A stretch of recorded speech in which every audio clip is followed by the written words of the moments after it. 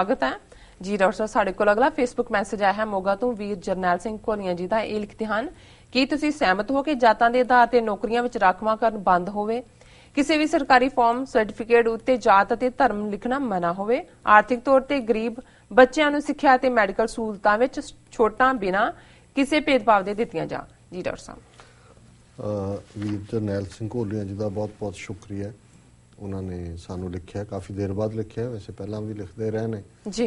इस इशू ते भी शायद उन्होंने एक बार अगे लिखिया सी, मैं रिस्पोंड भी किया सी, पर क्योंकि हुण ये मंग जिस दे थल्ले हरियाणा सड़दा रहा 5 दिन और किस किस्म का माहौल और इस वेले एक हरियाणे पूरा जात पाती लाइन दे उत्ते सोसाइटी वंडी गई है, है ना। अंग्रेजी वाले तेन कहते जी that has disturb the social fabric, पर ग्राउंड दे उत्ते जिहड़ी हालत है वो बहुत नाजुक है। और मैं कुदरती ट्रिब्यून की एक स्टोरी देख रहा सी कि भी जिहड़ा पंजाबी हिंदुआं दा डैमेज कीता है उहदे च ये ट्रिब्यून की स्टोरी है give relief within week और फेस टर पंजाबीज, हुण पंजाबी बन गए। उन्होंने कहा कि जी ये Punjabi community today demanded complete compensation for properties tossed during the Jat agitation within a week. The committee also threatened to launch an agitation. The agitation wouldn't involve blocking of roads or burning of properties, but it would be peaceful, fast, said leaders of the community. और फिर उन्होंने कहा कि जी जो कुछ हरियाणा च हुआ है, the community leaders alleged that Moorthal was not the only place where women had been raped by Jat agitators. They alleged that incidents of molestation and sexual assault had occurred at other places in the state too, but the victims had decided to keep their mouths shut for the sake of honor and attitude of the police, which remained a mute spectator to such crimes. Punjabi community leaders from across the state attended a meeting of Panchand, an organization of people who migrated from Pakistan during the partition here today. ਹੁਣ ਤੋਂ ਅੰਦਾਜ਼ਾ ਲਾ ਲਓ ਜੋ ਨਵੰਬਰ 84 ਚ ਸਿੱਖਾਂ ਦੇ ਨਾਲ ਹੋਇਆ ਭਾਰਤ ਪਰ ਹਰਿਆਣੇ ਚ ਪੰਜਾਬੀ ਹਿੰਦੂਆਂ ਦੇ ਨਾਲ ਹੋਏ, ਇਕੱਲੇ ਮੂਰਥਲ ਚ ਨਹੀਂ। ਔਰ ਇਹ ਪੰਜਾਬੀ ਹਿੰਦੂ ਕਮਿਊਨਿਟੀ ਕਹਿ ਰਹੀ ਹੈ ਕਿ ਸਾਡੇ ਨਾਲ ਇਹ ਹੋਇਆ।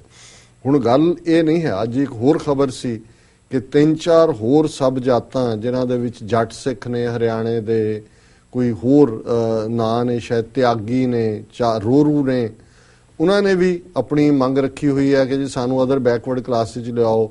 ਉਹਨਾਂ ਨੇ ਹੁਣ ਕਿਹਾ ਜੀ ਨਹੀਂ ਅਸੀਂ ਐਜੀਟੇਸ਼ਨ ਨਹੀਂ ਕਰਾਂਗੇ ਪਰ ਸਾਡੀ ਮੰਗ ਜਾਰੀ ਰਹੇਗੀ ਕਿਉਂਕਿ ਸਾਨੂੰ ਮੰਨ ਲਿਆ ਸੀ, ਫਿਰ ਕੋਰਟ ਨੇ ਰਿਜੈਕਟ ਕਰ ਦਿੱਤਾ।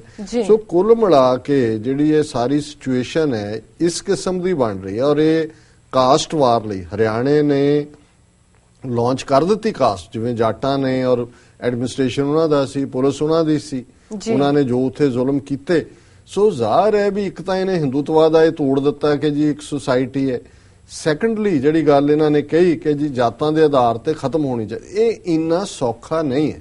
ਪਹਿਲੀ ਗੱਲ ਦਾ ਇਹ ਹੈ ਕਿ ਵੀ ਜਿਹੜੀ ਰਿਜ਼ਰਵੇਸ਼ਨ ਸ਼ਡਿਊਲ ਕਾਸਟ ਸ਼ਡਿਊਲ ਟਰਾਈਬਸ ਨੂੰ ਮਿਲੀ, ਜਿਹੜੀ ਕਿ ਲਗਭਗ 25% ਦੇ 23% ਹੈ, ਉਹ ਪੂਨਾ ਪੈਕਟ ਸੀ। ਡਾਕਟਰ BR ਹੁਣ ਤੁਸੀਂ ਰਿਜ਼ਰਵੇਸ਼ਨ ਖਤਮ ਕਰਕੇ ਦਿਖਾਓ ਜੀ, ਸਾਰੇ ਭਾਰਤ ਦੇ ਵਿੱਚ ਜਿਹੜੀ ਹੈ ਸਿਵਲ ਵਾਰ ਹੋਏਗੀ ਕਿਉਂਕਿ ਦਲਿਤਾਂ ਨੇ ਨਾਲ ਜੋ ਤੁਸੀਂ 4000 ਸਾਲ ਸਲੂਕ ਕੀਤਾ ਉਹ ਤੁਸੀਂ ਉਹਨਾਂ ਦੇ ਉੱਤੇ ਕੋਈ ਆਸਾਨ ਤਾਂ ਨਹੀਂ ਕੀਤਾ।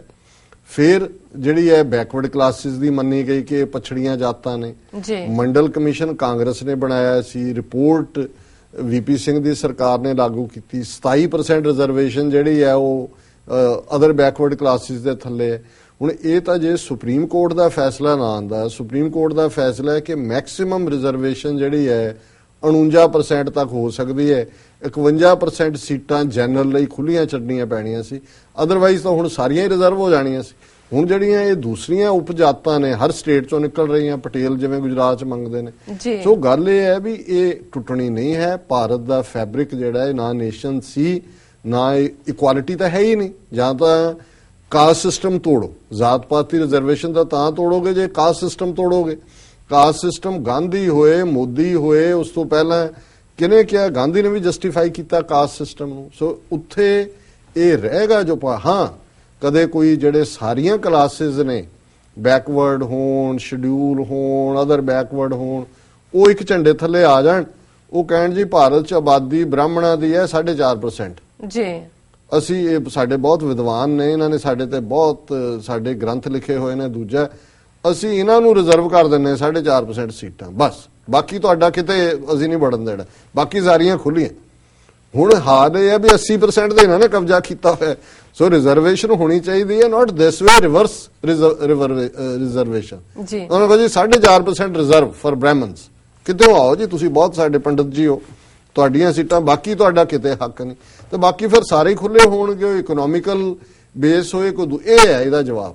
ਪਰ ਇਹ ਕਿਹਨੇ ਕਰਨਾ? ਸੋ ਇਨ ਦਾ ਐਂਡ ਆਫ ਦਾ ਡੇ ਇਹਨੇ ਨੇਸ਼ਨ ਨਹੀਂ ਰਹਿਣਾ, ਇਹਨੇ ਟੁੱਟਣਾ, ਇਹਨੇ ਜਾਣਾ। ਔਰ ਆਲਰੇਡੀ ਹਰਿਆਣੇ ਦੇ ਵਿੱਚ ਜਿਵੇਂ ਕਾਸਟ ਵਾਰ ਪਹਿਲਾਂ ਮਰਾਠਿਆਂ ਨੇ ਦੌੜਾਏ, ਬਿਹਾਰੀ ਯੂਪੀ ਦੇ ਹਿੰਦੂ, ਉਸ ਤੋਂ ਪਹਿਲਾਂ ਜੋ ਨਾਰਥ ਈਸਟ ਚੱਲ ਰਿਹਾ।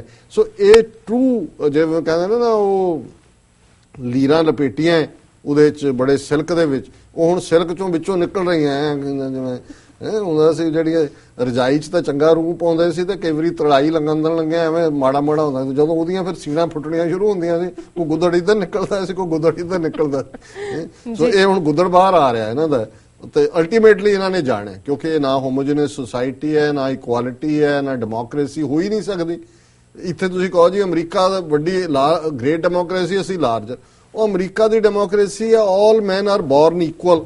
ਤੁਹਾਡੀ democracy all people are born unequal. ਕੋਈ ਬ੍ਰਾਹਮਣ ਜੰਮਿਆ, ਕੋਈ ਖੱਤਰੀ ਜੰਮਿਆ, ਕੋਈ ਵੈਸ਼ ਜੰਮਿਆ, ਕੋਈ ਸ਼ੂਦਰ ਜੰਮਿਆ। ਮੈਨੂੰ ਰਹਿਮਤ ਇਕਬਾਲ ਬੜਾ ਅੱਛਾ ਕਵਾਲ ਸੀ ਤੇ ਮੈਨੂੰ ਬਚਪਨ ਦਾ ਯਾਦ ਹੈ। ਇੱਕ ਵਾਰੀ ਬੜੇ ਖੁੱਲੇ ਦੇ ਵਿੱਚ ਉਹਨੇ ਆਪਣਾ ਲਾਇਆ ਹੋਇਆ ਔਰ ਹਜ਼ਾਰਾਂ ਲੋਕ, ਤੇ ਉਹਦੇ ਚ ਉਹਨੇ ਇੱਕ ਸ਼ੇਅਰ ਕਿਹਾ ਪੰਜਾਬੀ ਚ। ਉਹਨੇ ਕਿਹਾ ਜੀ ਕੋਈ ਜੰਮਦਾ ਘਰਾਂ ਵਿੱਚ, ਕੋਈ ਹਸਪਤਾਲਾਂ ਵਿੱਚ, ਅਸੀਂ ਉਹ ਸ਼ੇਰ ਦੂਲੇ ਆ ਜੋ ਰੜੇ ਮੈਦਾਨ ਜੰਮੇ। ਹੋਰ ਦੁਨੀਆ ਵਿੱਚ ਤਾਂ ਇਨਸਾਨ ਜੰਮਦੇ ਨੇ, ਅਸੀਂ ਹਿੰਦੂ ਸਿੱਖ ਜਾਂ ਮੁਸਲਮਾਨ ਜੰਮੇ। ਹੁਣ ਤੁਸੀਂ ਰੜੇ ਮੈਦਾਨ ਤੋਂ ਅੰਦਾਜ਼ਾ ਲਾ ਲਓ, ਨਾ ਘਰ 'ਚ ਜੰਮੇ, ਨਾ ਹਸਪਤਾਲਾਂ 'ਚ ਗਰੀਬੀ ਦੇ ਮਾਰੇ ਹੋਏ, ਤੇ ਬਾਈ ਬਰਥ ਜਿੱਥੇ ਹੁਣ ਉਹ ਕਹਿ ਰਹੇ ਨੇ ਮੁਸਲਮਾਨਾਂ ਔਰ ਈਸਾਈਆਂ ਨੂੰ ਜੀ ਘਰ ਵਾਪਸੀ ਕਰੋ, ਤੇ ਹਿੰਦੂਆਂ ਨੂੰ ਕਹਿੰਦੇ ਨੇ ਤੁਸੀਂ ਸ਼ੂਦਰ ਹੋ, ਇੰਨਾ ਹਿੱਸਾ। ਸੋ ਉੱਥੇ ਕਿਵੇਂ ਇਨਸਾਫ, ਕਿਹੜੀ ਡੈਮੋਕ੍ਰੇਸੀ ਇਹ ਲਾਗੂ ਕਰਨਗੇ? ਸੋ ਕੁੱਲ ਮਿਲਾ ਕੇ ਅਸੀਂ ਸਮਝਦੇ ਹਾਂ ਵੀ ਜੇ ਟੈਂਪਰੇਰੀ ਇਲਾਜ ਕਰਨਾ ਤਾਂ ਬਾਹਮਣਾਂ ਦੀ ਰਿਜ਼ਰਵੇਸ਼ਨ ਕਰ ਦਿਓ 4.5%, ਤੇ ਅਦਰਵਾਈਜ਼ ਜਿਹੜਾ ਇਹਨੂੰ ਤੋੜੋ ਤੇ ਇਸ ਤੋਂ ਛੁਟਕਾਰਾ ਪਾਓ। ਫਿਰ ਗੁੱਡ ਰਿਡੈਂਸ ਜਦੋਂ ਟੁੱਟੇਗਾ ਫਿਰ ਸਾਰਾ ਕਹਿਣਾ ਗੁੱਡ ਰਿਡੈਂਸ। ਜਿਵੇਂ ਕਹਿੰਦਾ ਨਾ ਵੀ ਭਲਾ ਹੋਇਆ ਮੇਰਾ ਚਰਖਾ ਟੁੱਟਾ, ਜਿੰਦ ਅਜਾਬੋਂ ਛੁੱਟੀ। ਚਰਖਾ ਟੁੱਟ ਜਾਏ, ਕੱਤਣਾ ਹੀ ਨਾ ਪਏ, ਰਹੇ ਹੀ ਨਾ ਇੰਡੀਆ, ਤੇ ਇਹ ਰਹੇ ਹੀ ਨਾ ਜੋ ਫਰਾਡ ਕਰ ਰਹੇ ਨੇ। ਜੀ ਡਾਕਟਰ ਸਾਹਿਬ ਬਿਲਕੁਲ। ਹੁਣ ਤੁਸੀਂ ਸਾਡੇ ਦਰਸ਼ਕਾਂ ਨੂੰ ਦੱਸੋ ਅੱਜ ਦਾ ਵਿਚਾਰ। ਅੱਜ ਦਾ ਪ੍ਰੋਗਰਾਮ ਭਾਵੇਂ ਮੈਂ ਪਹਿਲੇ ਪਾਰਟ 'ਚ ਇਸ ਦਾ ਪ੍ਰਭਾਵ ਨਾ ਦਿੱਤਾ ਹੋਏ, ਇੱਕ ਦੁਖਦ ਖਬਰ ਹੈ। ਸਾਡੇ ਬਹੁਤ ਹੀ ਪਿਆਰੇ ਅਜ਼ੀਜ਼ ਦੋਸਤ ਭਾਈ ਸੰਤੋਖ ਸਿੰਘ, ਬੀਬੀ ਪਰਮਜੀਤ ਕੌਰ, ਜਿਹੜੇ ਸਾਡੇ ਨਿੱਜੀ ਵੀ ਸਾਨੂੰ ਪ੍ਰੇਮ ਕਰਦੇ ਨੇ ਔਰ TV 84 ਦੇ ਬਹੁਤ ਵੱਡੇ ਹਮਦਰਦ ਔਰ ਕ੍ਰੂਸੇਡਰ। ਜੇ ਅਸੀਂ 3 ਸਾਲ ਇਸ ਨੂੰ ਖਿੱਚਿਆ ਤੇ ਉਹ ਸਾਡੀ ਇੱਕ ਮੂਵਿੰਗ ਸਪਿਰਿਟ ਨੇ ਫੰਡ ਰੇਜ਼ਿੰਗਸ ਦੇ ਲਈ ਜਿੱਥੇ ਵੀ ਹੁੰਦਾ ਹੈ। ਔਰ ਜੇ ਉਹ ਡਾਲਸ ਰਹਿੰਦੇ ਨੇ, ਹਿਊਸਟਨ ਹੈ, ਉੱਥੇ ਪਹੁੰਚ ਜਾਣਾ। ਔਰ ਦੂਜਾ ਔਰ ਪੂਰਾ ਉਸ ਤੋਂ ਪਹਿਲਾਂ ਉਹ ਦੁਬਈ ਰਹੇ ਕਾਫੀ ਸਮਾਂ, ਔਰ ਉਹਨਾਂ ਨੇ ਹੀ ਮਾਤਾ ਗੁਜਰੀ ਸਹਾਰਾ ਟਰਸਟ ਦੇ ਲਈ, ਜਿੱਥੇ ਕਿ ਜਿਹੜੇ ਜੁਝਾਰੂ ਸਿੰਘ ਸ਼ਹੀਦ ਹੋਏ ਉਹਨਾਂ ਦੇ ਬੱਚੇ ਬੱਚੀਆਂ ਦੀ ਪਰਵਰਿਸ਼ ਦੇ ਲਈ ਉੱਥੇ ਸ਼ੁਰੂਆਤ ਕੀਤੀ। ਉਹਨਾਂ ਦਾ ਜਿਹੜਾ ਜਵਾਨ ਬੇਟਾ 24 ਸਾਲ ਦੀ ਉਮਰ ਦਾ ਬਗੇਲ ਸਿੰਘ ਜੀ, ਜਿਹੜਾ ਕਿ ਬਹੁਤ ਹੋਣਹਾਰ, ਪੰਥਕ ਜਜ਼ਬਾ ਵੀ। ਮੈਂ ਤਾਂ ਜਦੋਂ ਇਹ ਦੁਬਈ ਤੋਂ ਆਏ ਨੇ ਛੋਟਾ ਸੀ ਔਰ ਪੂਰਾ ਖਾਲਸਾਈ ਬਾਣੇ 'ਚ ਹੋਣਾ, ਗੱਤਕਾ ਦੋਨਾਂ ਹੱਥਾਂ ਨਾਲ, ਕਿਰਪਾਨਾਂ 'ਚ, ਔਰ ਹੁਣ ਵੀ 6 ਫੁੱਟ 2 ਇੰਚ ਉਹਦੀ ਹਾਈਟ, ਔਰ ਯੂਨੀਵਰਸਿਟੀ ਦਾ ਲਾਸਟ ਸਮੈਸਟਰ ਸੀ, ਪਲੱਸ ਆਪਣਾ ਕਾਰੋਬਾਰੀ ਵੀ ਇੰਟਰਸਟ ਸੀ। 2 ਹਫ਼ਤੇ ਪਹਿਲਾਂ ਹੀ ਮੈਨੂੰ ਵਾਸ਼ਿੰਗਟਨ ਵੀ ਇਹ ਪਰਿਵਾਰ ਸਾਰਾ, ਸਾਡੇ ਦੂਸਰੇ ਮਿੱਤਰ ਨੇ ਭਾਈ ਨਰਿੰਦਰ ਸਿੰਘ, ਉਹਨਾਂ ਦਾ ਬੇਟਾ ਬਿਮਾਰ ਹੈ, ਉਹਨੂੰ ਦੇਖਣ ਆਏ ਤੇ ਮੈਂ ਉਹਨੂੰ ਦੇਖਿਆ। ਹਲਕੇ ਅੰਦਾਜ਼ ਵੀ ਗੱਲਾਂ ਹੁੰਦੀਆਂ ਸੀ ਔਰ ਉਹ ਬੀਤੀ ਰਾਤ ਜਿਹੜਾ ਇੱਕ ਐਕਸੀਡੈਂਟ ਦੇ ਵਿੱਚ ਉਹਨਾਂ ਦੀ ਮੌਤ ਹੋਈ ਹੈ ਜੀ। ਬੇਸ਼ੱਕ ਮੈਂ ਇਸ ਵੀਕਐਂਡ ਲਈ ਮੈਨੇਸਸ ਜਾਣਾ ਸੀ, ਉਸ ਦੀ ਐਡ ਵੀ ਚੱਲ ਰਹੀ ਹੈ, ਜਿਹੜਾ ਪ੍ਰੋਗਰਾਮ 7th ਐਨੀਵਰਸਰੀ ਗੁਰਦੁਆਰਾ ਸਾਹਿਬ ਦੀ ਹੈ, ਪਰ ਮੈਂ ਕੱਲ ਫਲਾਈ ਕਰ ਰਹੇ ਹਾਂ ਡਾਲਸ ਲਈ, ਕਿਉਂਕਿ ਬਗੇਲ ਸਿੰਘ ਦਾ ਜਿਹੜਾ ਅੰਤਮ ਸੰਸਕਾਰ ਔਰ ਅੰਤਮ ਅਰਦਾਸ ਹੈ ਉਹ ਪਰਸੋਂ ਹੈ ਜੀ। ਸੋ ਅੱਜ ਜਿਉਂ ਹੀ ਸਵੇਰੇ ਮੈਨੂੰ ਇਸ ਖਬਰ ਦਾ ਪਤਾ ਲੱਗਾ ਤੇ ਮੈਂ ਮੇਰੇ ਮਨ 'ਚ ਕੁਦਰਤੀ ਮੈਂ ਦੇਖ ਰਿਹਾ ਸੀ ਸੈਂਚੀਆਂ ਚੋਂ ਕੁਛ, ਔਰ ਇਹ ਸ਼ਬਦ ਗੁਜ਼ਰਿਆ। ਮੈਂ ਕਿਹਾ ਕਿ ਵੀ ਇੱਕ ਟ੍ਰਿਬਿਊਟ ਵੀ ਹੈ ਔਰ ਇਹ ਸਾਨੂੰ ਸਾਰਿਆਂ ਨੂੰ ਰਿਮਾਈਂਡਰ ਵੀ ਹੈ ਕਿ ਇਨ ਦਾ ਐਂਡ ਆਫ ਦਾ ਡੇ 3 ਭੈਣਾਂ ਦਾ ਇੱਕ ਭਰਾ ਔਰ ਇੱਕ ਹੋਣਹਾਰ ਬੱਚਾ ਜਿਹੜਾ ਇਸ ਦੁਨੀਆ ਤੋਂ ਚਲਾ ਗਿਆ। ਇਸ ਕਿਸਮ ਦਾ ਸਾਰੀ ਇਕੱਲੇ ਪੇਰੈਂਟਸ ਨਹੀਂ, ਸਾਰੀ ਕਮਿਊਨਿਟੀ ਜਿਹੜੀ ਹੈ ਅਕ੍ਰੋਸ ਅਮਰੀਕਾ, ਨਾਰਥ ਅਮਰੀਕਾ ਇਨ ਸ਼ੌਕ ਹੈ ਔਰ ਬਹੁਤ ਸਾਰੇ ਨੁਮਾਇੰਦੇ ਜਿਹੜੇ ਨੇ ਥਾਂ ਥਾਈਂ ਆ ਰਹੇ ਨੇ। ਸੂਹੀ ਮਹੱਲਾ ਪਹਿਲਾ ਦਾ ਸ਼ਬਦ ਹੈ, ਜਪ ਤਪ ਕਾ ਬੰਦ ਬੇੜਲਾ, ਜਿਤ ਲੰਘੈ ਵਹੇਲਾ, ਨਾ ਸਰਵਰ ਨਾ ਉਛਲੈ, ਐਸਾ ਪੰਥ ਸੁਹੇਲਾ, ਤੇਰਾ ਏਕੋ ਨਾਮ ਮਜੀਠੜਾ, ਰੱਤਾ ਮੇਰਾ ਚੋਲਾ ਸਦ ਰੰਗ ਢੋਲਾ।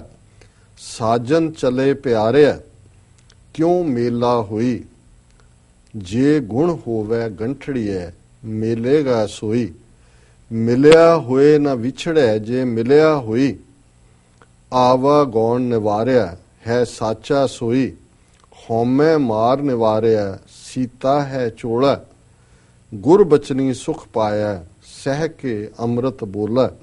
ਨਾਨਕ ਕਹਿ ਸਹੇਲਿਓ ਸੋ ਖਰਾ ਪਿਆਰਾ, ਹਮ ਸਹਿ ਕੇਰੀਆਂ ਦਾਸੀਆਂ ਸਾਚਾ ਖਸਮ ਹਮਾਰਾ। ਜੀ ਇਸ ਦੇ ਵਿੱਚ ਅਲੰਕਾਰ ਸੱਜਣ ਦਾ, ਪਿਆਰੇ ਦਾ, ਮਿੱਤਰ ਦਾ, ਪਤੀ ਦਾ, ਕਿਵੇਂ ਉਸ ਨੂੰ ਪ੍ਰਵਾਨ ਹੋਵਾਂ ਮੈਂ, ਇਹ ਰੂਹ ਕਿਵੇਂ ਨਿਰੰਕਾਰ ਦੇ ਦਰ ਦੇ ਉੱਤੇ ਪ੍ਰਵਾਨ ਹੋਏ।